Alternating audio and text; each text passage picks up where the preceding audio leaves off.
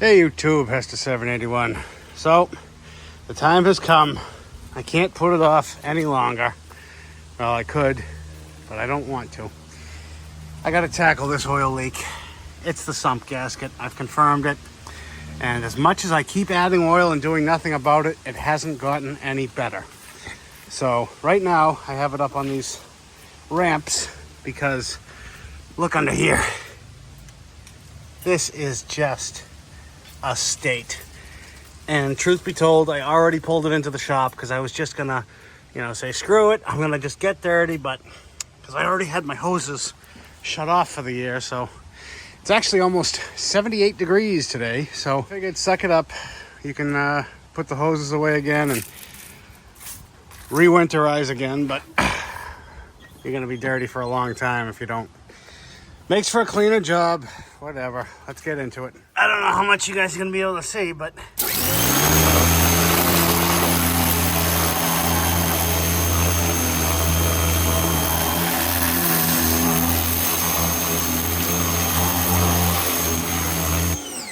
And to quote my primary care doctor, this is as good as it's going to get. It's actually a lot nicer underneath. I know I'm going to find spots. See, I can already see one right over there that I missed. I'm not so much concerned about there and there, but I do still have the hose hooked up, so I might just hit them real quick. I'm trying to get up and underneath, like in these crevices, has been the focus.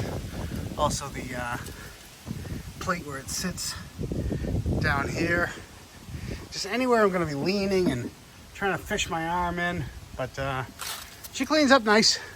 So I'm going to spend a little more time. Yeah, you can see that's a big pile of grease and grunge.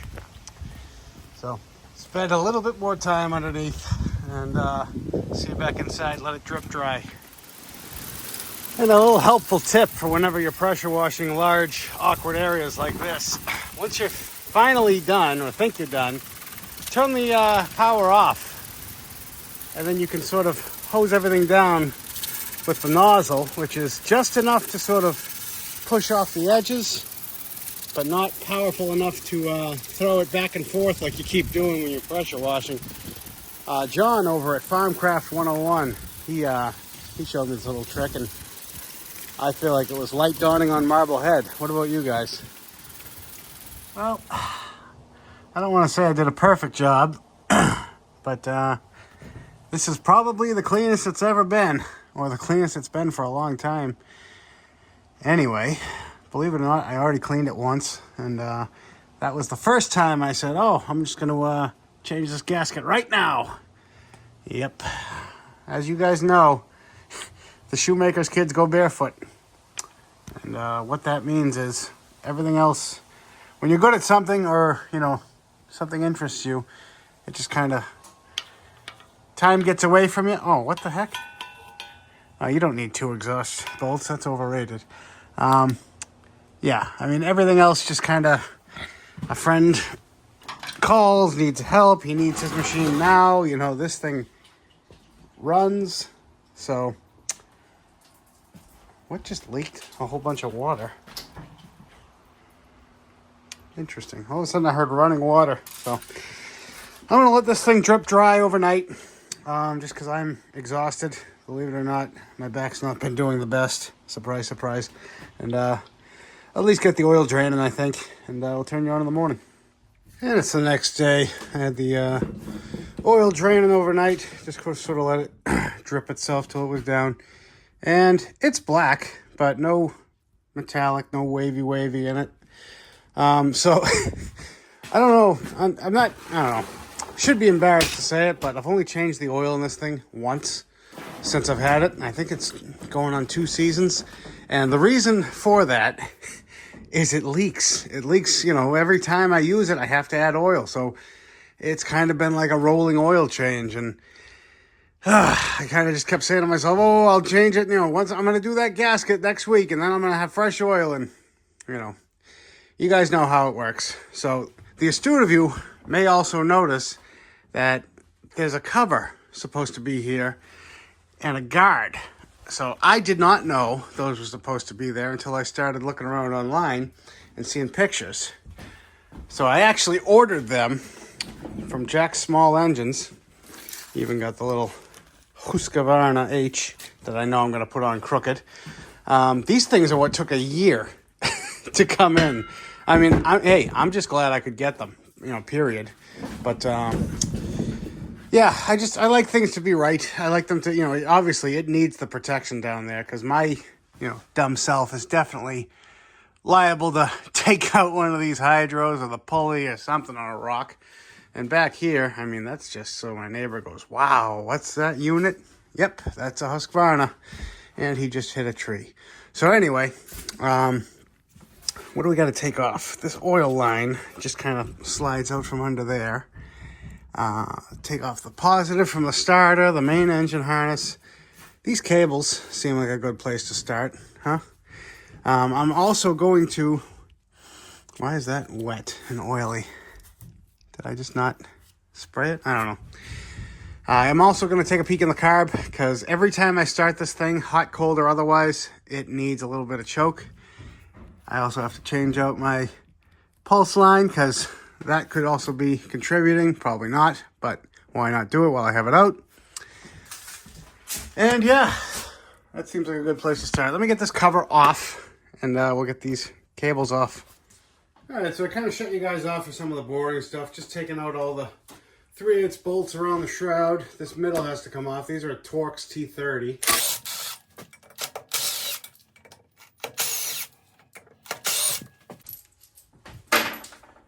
Take care of those.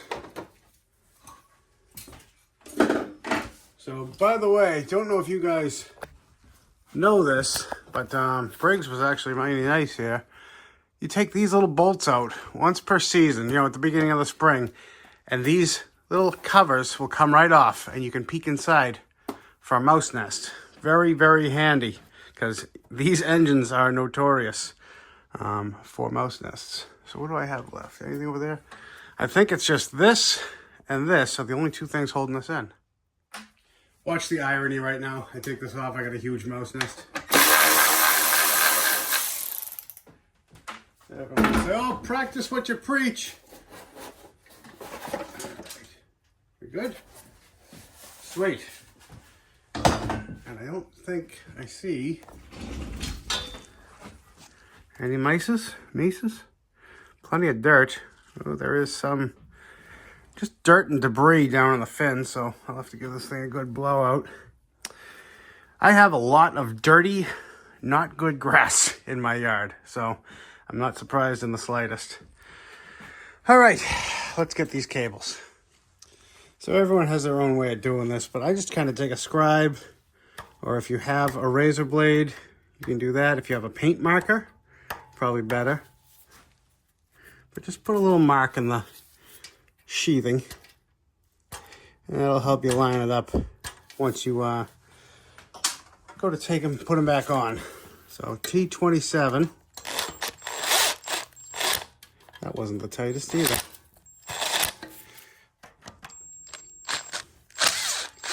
You do not have to take them all the way out, I don't think. But if you do, it's not a big deal.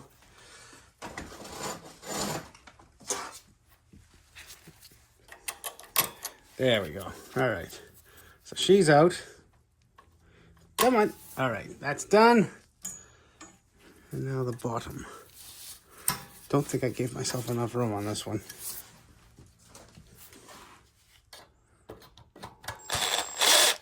There we go. Now, I think I might have to adjust the choke a little bit. It seems a little not quite right. I don't know. It seems like I really, really have to pull it to get full choke out of this thing. So once we put it back together, we'll address that. And just kind of jumping ahead, I disconnected the starter side of the solenoid. Some people like to disconnect it at the starter. I mean, it's personal preference. Do whichever you want, but I've had more starters that the terminals get broken or they break or they're brittle. Starter's very expensive, hard to do. This thing's like 13 bucks. Pick your poison. All right, so I've set you guys up so you can see. I'm trying to get the other side that's not missing of the exhaust manifold. Just giving it a little tappy tap, make sure it's seated in there. Now, best case scenario, the other bolt is just missing. Worst case, it's stripped. Ooh, that's crunchy. Oh, there we go. There we go, nice. I was gonna say, we won't see until I get this engine out and flipped over, but I think I actually have some spare bolts from an engine tear down I've done. Hopefully, I don't have to tap anything or drill anything or helicoil anything. We'll have to wait and see. Yeah, that was a little bit of corrosion on there. To the other side. All right, now this side should be interesting. Oh yeah, can't get a straight shot onto that one. So let's start with the outside. Again, just tap the socket in. These would not be fun to strip out. Let's see. All right. A little crunchy, but not as bad as the other side. That inside one is the one I'm not looking forward to. But like I say, hopefully that's why it's not there, is because it's not fun to do.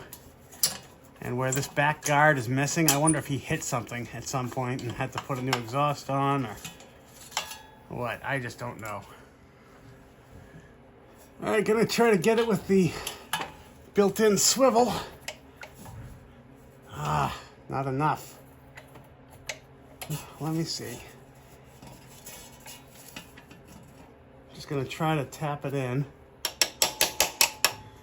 I need a shorter hex.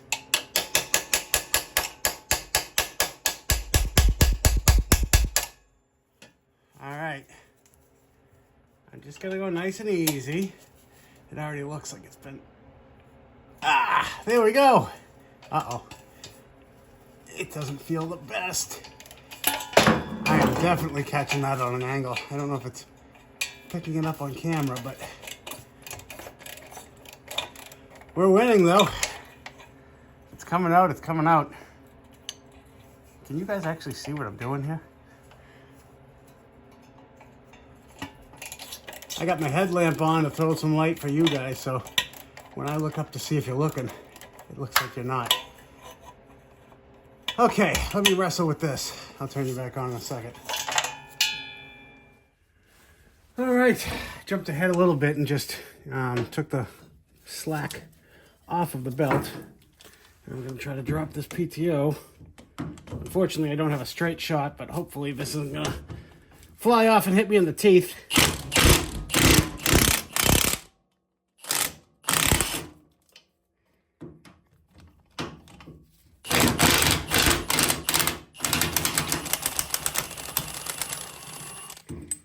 Perfect. I wasn't worried. Were you worried? Is this gonna... Nope. Oh, yes it will. Sweet. And there was a decent amount of water stuck up there from when I pressure washed. Look at that. Ugh. Give you an idea of what we just cleaned off. Okay, that's down. Now the drive... a different story. It's a tensioner right here. I just gotta untension that. Uh-oh, I see a little bit of rust. Hope that's not a sign of things to come. Maybe I'll clean that up before we try. All right, it's not the prime, what am I trying to say? It's not the best filming conditions under here, in case it's not completely obvious. But I am doing my best to get you guys in on the shots, but I might miss one here and there. Oh, all right, that's comes off nicely. Pass the belt down. All right, is she gonna fight? Yep. Ooh, wow, she's tight. Holes are not threaded. I could probably get a puller. I'm gonna try a puller. And usually that's not a good idea because you can bend the pulley, but it looks like it might just be stuck right there. All right, so here's my setup. It's a 2-jaw, unfortunately. But, oh yeah, she's coming. Yeah, I was not gonna wrench on this thing too hard because I have messed up pulleys in the past, believe me. It happens quickly. So we'll put this back together with some anti-seize on it. And I don't know if it shows up on camera, but perfect. I did have a plate there, so as not to destroy the threads. And yes, I could have put the bolt in there, but it's a very long bolt, and I don't have that much clearance. Not much clearance. Sweet. Time to take out the 4 bolts now, right? Right. So these should be 9/16. Yes. All right. I can get most of them with the gun. Do these have? No. Some of them have Loctite on them, so it can be kind of tricky. Some of them also cut their own threads, which can really can scare you if you're not ready for it. Those are the ones you got to start by finger and be very, very careful.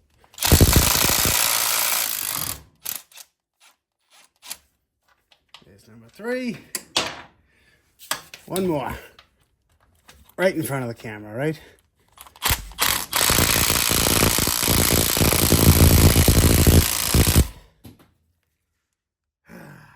Not enough beans.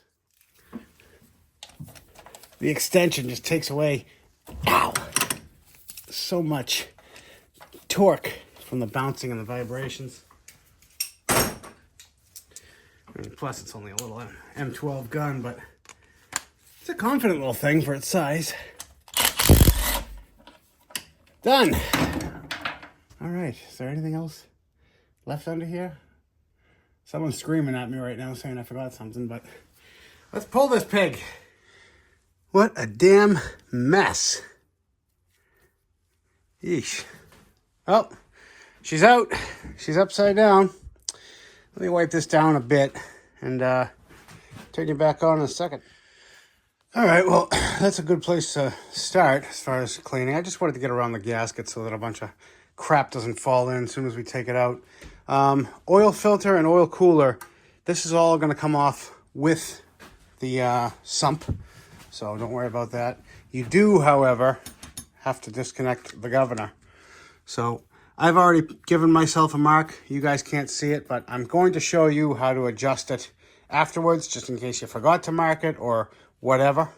So yeah, let's get this sump pulled. All right, I got all the bolts out. They're all the same length and they are getting replaced. So let's see.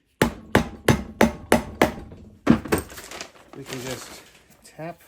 I think I got it loose. Yep, there we go. Nice and easy like.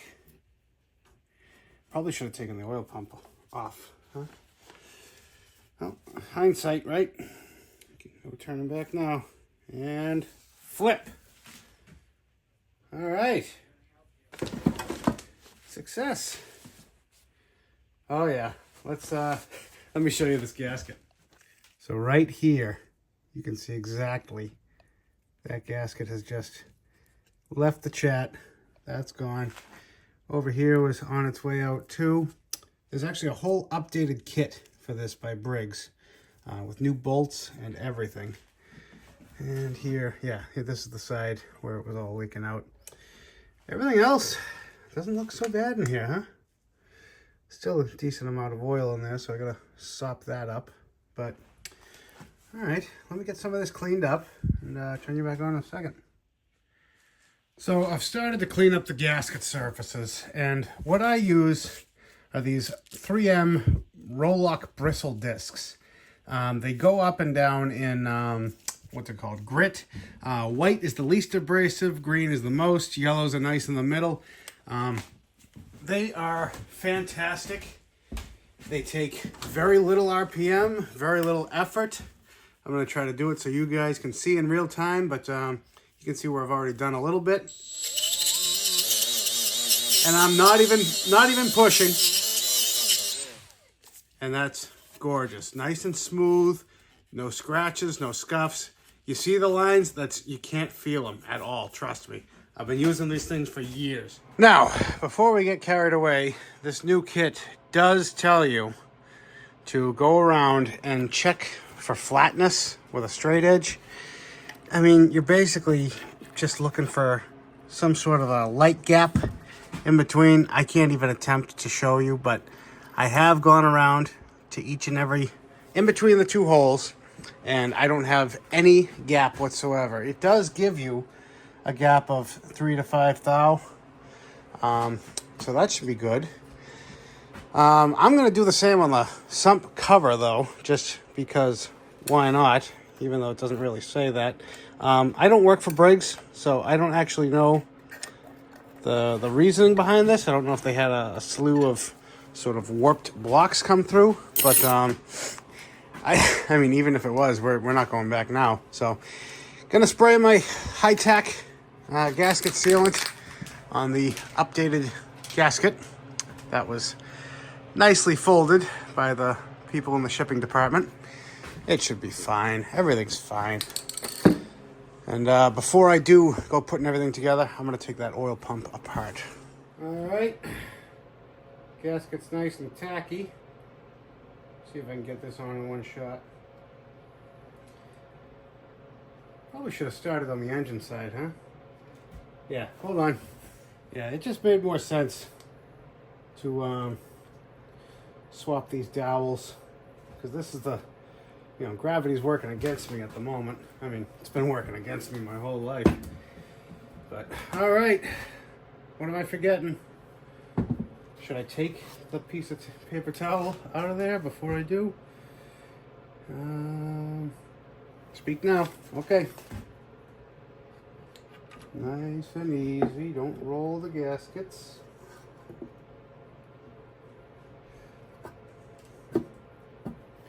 It's feeling good. What am I stuck on? Is it that stupid dowel? Come on. It's probably the camshaft, honestly. A little bit of persuading.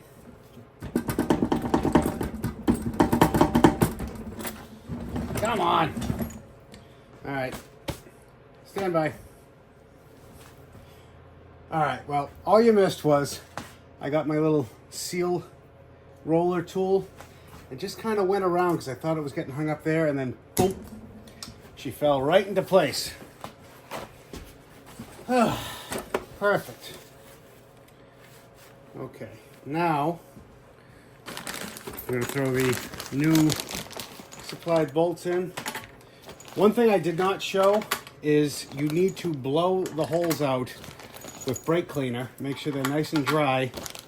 And they actually tell you to run a tap through them to clear out any excess Loctite that may be in there. There wasn't much in there, and I do have a thread chaser, so I just quickly ran that through the holes, but honestly I felt little to no resistance. So I'm just going to wind these in until they touch. And of course, the Loctite's going to make it sound like they're tightening up, but they're not. Don't worry.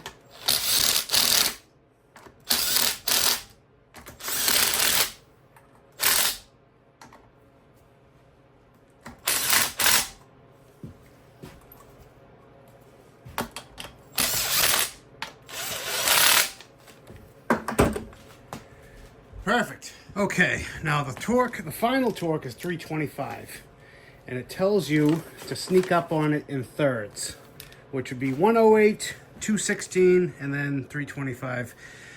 My torque wrench at the moment only goes down to 150, so that will have to do. I'm going to split that in half and go from there. It'll be fine. So, start with this one.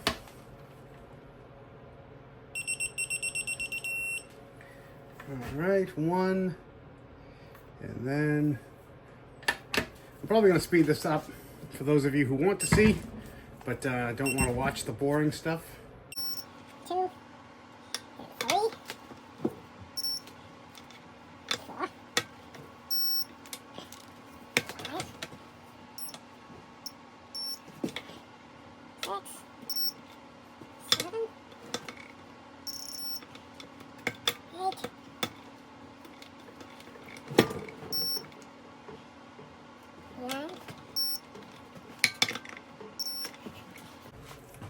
All right, I'm gonna do the final torque and turn you back on. That is done. And for those of you interested, I'll leave that here. And you can pause your screen if you'd like. So, sort of from this point on, everything I do requires clean hands, cleanliness. There's a lot of dirt, and there's a lot of scuzz, and there's everything floating around, and I gotta put the oil pump together, so I'm gonna take a quick minute, clean up all this crap. For you guys, it'll be instant. It's looking a lot less hectic. Still messy, but less hectic. All right, so I'm also changing the seal for the oil pump. It's just that O-ring. First thing I'm gonna do is drop in this little screen bit, and then you have your drive shaft, we'll call it. It's not really, but you'll feel it sort of drop into place. And you have your outer ring, and now the tricky bit is getting this to sort of fall. There you go. And yeah, once it's all together, it should look something like that. The plate, I'm pretty sure this can go on any of the 3 ways that it'll fit, but you see that little wear mark? I'm just gonna line it up right back where it was, like we were never here.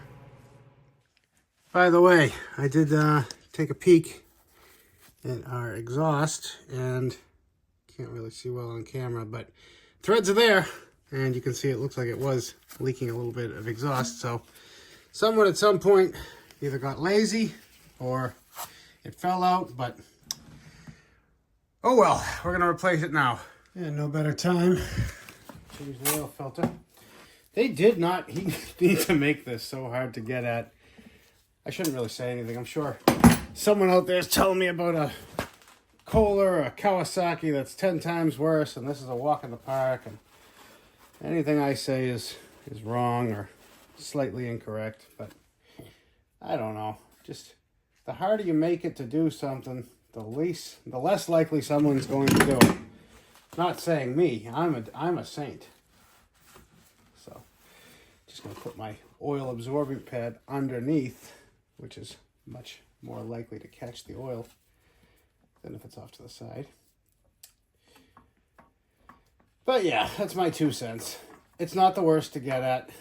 If you have an oil filter wrench, it's not the worst. But it's never going to be easier than right now. I'll tell you that for free. All right, now I told you I would tell you how to set up this governor. So a lot of people get intimidated when it comes to governors, and if you don't understand what's happening here, it can be confusing, because you see this middle shaft moves independent of the actual, throttle control arm. So what do? What's happening is, as it's running, the governor inside, I should have probably pointed it out to you, the weights are expanding, and when they expand, they're pushing up on the shaft, which is turning this middle piece. And when you're locking it down here, it's going to move the two in synchronous. If you don't have it adjusted right, it's either going to be way too low of an idle, or it's going to rev itself out of control and blow to smithereens. So no pressure. Basically, push all the way up and turn all the way to the right. Now it's set. Now you can move left, right, and it's going to move individual. If you were the other way, see, all the way left and all the way up, now it's locked, because this can't go anymore that way, and this can't go anymore that way. Same thing with the other way. Now that's just going to rev to high heavens. So don't overthink it. It's really simple once you know what's going on.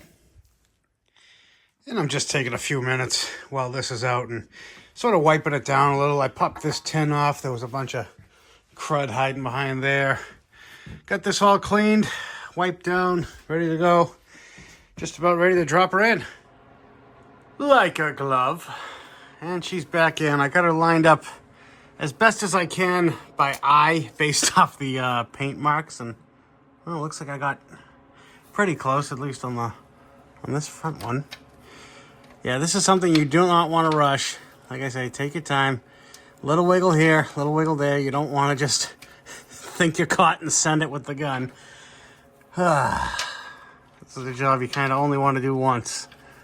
Or at least, once in a while. You don't want to just make a habit of this. All right, I got down here all put together. You know, I started poking around on top of these gearboxes and blowing a little bit with my blowgun. Figure while I'm in here, you guys have no idea how much crap is now strewn throughout my shop, all over me, all over the floor, and I guarantee you there's probably more. But my face is, well, I mean, it wasn't so nice before, am I right? So let's try to fit that skid plate. Or actually, is it a better idea to start it first, and that way we can get a good view underneath and make sure nothing's leaking? Yeah, good idea. Glad you suggested it. All right, so without the fisheye, there's that. There's all that. And then there's all that. On top of all that, and all that, because I've been blowing from the back. And I haven't even swept up all that crap yet. This is one of the dirtiest jobs I've done in a very long time. All right, well, it's the next day. Cleaned up a little bit. Got some, reclaimed some of my workbench and still got to take care of this mess. But, yeah, you got to know when to call it quits or else you're going to, kill yourself and you can't do anything the next day or for the couple days afterwards. So, I want to address one thing that I know I'm going to get comments about. Did I replace the crank seal? And the answer is no. And I'll tell you why. Because I didn't want to. No, so it's honestly personal preference. If you want to while it's out, sure. My problem is I didn't have one. And even if I did, this one was not leaking. Guys, I'm a little gun shy. I need to get this thing outside and picking up leaves yesterday. If, my luck, you put it in and it's leaking and now you got another problem and it's still stuck on the bench. Whereas I could just put it back together for now. And best case scenario, it doesn't leak. Worst case, all I got to do is drop that PTO and I can put it up through the bottom. I don't need to pull the engine to do that. So I'm just kind of picking my battles here. My luck is not the same as your luck. So keep that in mind. Regarding our missing exhaust bolt issue, I do have one from an Intech. However, you can see it's a tad short. But I have held it up and it will grab. Oh, don't need 3 anyway. Will grab all of those threads that I can get to. I am going to replace it. I am going to get the proper size bolt, but I'm going to put it on one of the easiest to get to so that all I got to do is go underneath and Bob's your uncle. So let's slap the exhaust in. Tell you, there is nothing quite as permanent as a temporary repair. So I did end up using the hole that it came out of because on this side, it's actually really easy to get to. It's this one that's a little bit harder. I don't know if it's because that cylinder's a little higher or what, but anyway, I think we're officially done underneath except for that, guard. But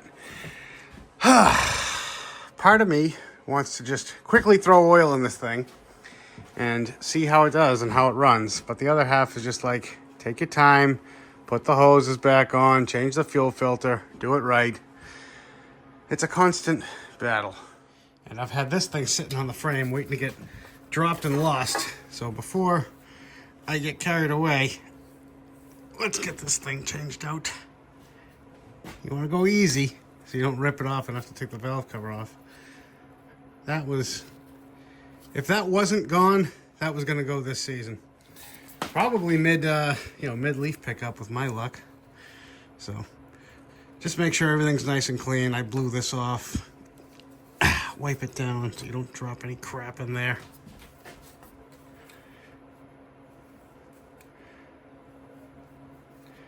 Just want to tuck it gently. Get your dullest screwdriver. Or a pick if you have the balls for it, but a pick's gonna go right through this.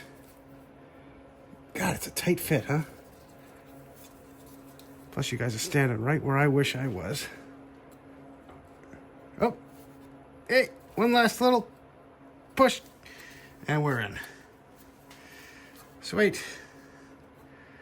One less thing to worry about. Out of curiosity, I put my finger over the end, and look at this. actually was already blown. So now what I'm trying to do is blow the fuel back into the tank and then quickly put my thumb over it so that I can pinch off before the fuel filter. Hey, this stuff's almost $4 a gallon. Every penny helps. No, it's honestly, I just don't want to make a mess. And I got the heat on and the door's closed, so I don't want to smell raw gasoline for the next couple hours. Well, I'm getting this done. Victory. Throw a nice new rotary filter on there. I tell you, these, I've had great luck with them. They're nice and clear. They don't fog up. They let you see when it's getting clogged or if there's any water in there. They've just worked out very well for me. All right, that's ready to go. So I'm about to fill it with oil, and a question I get asked a lot is, what kind of oil do you use? And I am not touching that answer with a 10-foot pole. I ain't no dummy. There are so many opinions and so many videos and so many, everyone's got a preference. Guys, use what you want. Oil is oil is oil almost 90% of the time. But what I will tell you is I always put some sort of an additive in with every oil change I do on spare oil, small engines. Something that has zinc, something that, these modern car oils do not have. I think there's a number of reasons, but the main one being it damages the catalytic converter. So I would highly recommend a zinc additive or some sort of anti-wear additive on any small engine oil change you do. The oil, follow your heart. And I just kind of jumped ahead a little bit. Threw the covers back on. Got the, what's that rattle? All right, so that's still a little loose. That's what these tests are for. Plugged in the harness, hooked up the starter, filled it with oil, changed that hose, put in the new filter. Yeah. So one last thing that's been bugging my OCD since I got this. This is how the sticker was installed from the factory. I can only assume from the factory. Why do I assume that? Because that is also aggravating the crap out of me, but I don't want to touch that one because it's not peeling up. But I can't stand when things are crooked. So I'm going to take a little isopropyl alcohol, clean up the residues, turn you back on in a second. And of course I didn't hit record for the most important part, but I just used some of this 3M Super 77 adhesive. Isopropyl alcohol on both pieces. Just get it as clean as you can. And then look at that. It works perfectly. This is not going to come up for at least as long as I own this machine. All right. Let's see what we forgot to do, huh? It's probably going to take a while to crank because, I don't know, bowl's been kind of empty, so fire in the hole.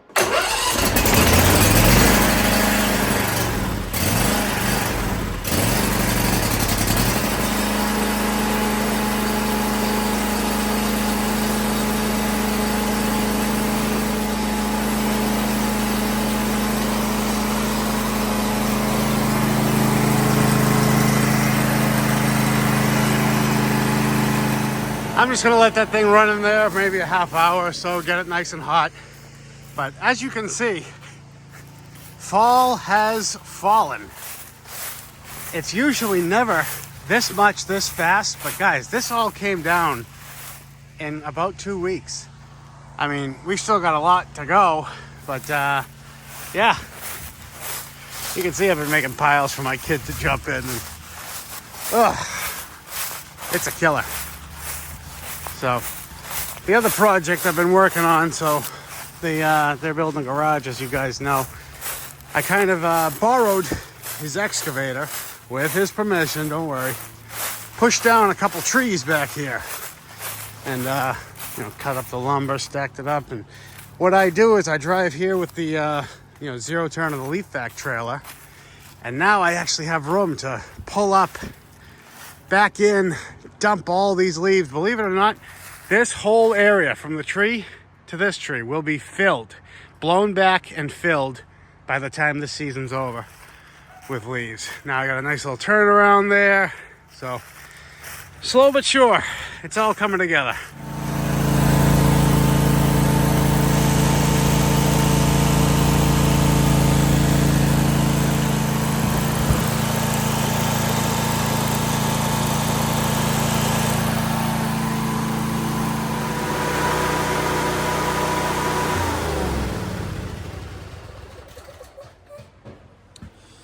Well, let's see what we got.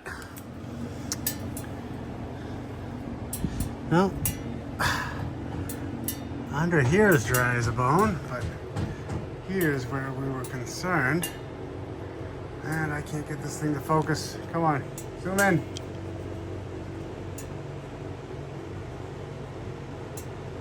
I see nothing. I think we can call this a success. I mean, I'll know before any of you guys, because I'm gonna be mowing with this thing for a long time tomorrow. All right, just when I'm thinking I'm out of the woods. So I did not order the hardware for this thing because I figure I got all the hardware I need. This is gonna need, I would say safely, a 4-inch bolt, or 2 of them actually. Goes through the bottom. I think it goes down from the top and then nuts from the bottom. So to the hardware store I go. Or I'll make my own bolts. So I'm just gonna take a piece of all thread, weld a nut to the top. Now that's a permanent bolt head. Cut it to length and then do it all again. And just like that, they don't have to be pretty. They just gotta be bolts. And doesn't she look sexy? I'm not gonna get too close to that thing because you're gonna see that it's slightly crooked. But it's not gonna be as bad as that H. Just a little bit of a peak. And that's it. So yeah, that's gonna wrap this one up, guys. Got the Play-Doh installed. It just hooks onto that bar and then gets fastened by the 2 bolts right there. And then there's 1 bolt here, 1 bolt there. So sweet. It looks like a completely different mower. I'm happy with it. I don't know about you guys. Well, that's going to wrap this one up, guys. We did not get into the carburetor. The kit that I ordered to rebuild it is not going to be here for another 3 days, I think. So I'll probably do a separate video on that if I do. But it's running great for now. No leaks. And I got some leaves to pick up. So till I see you next time, bye.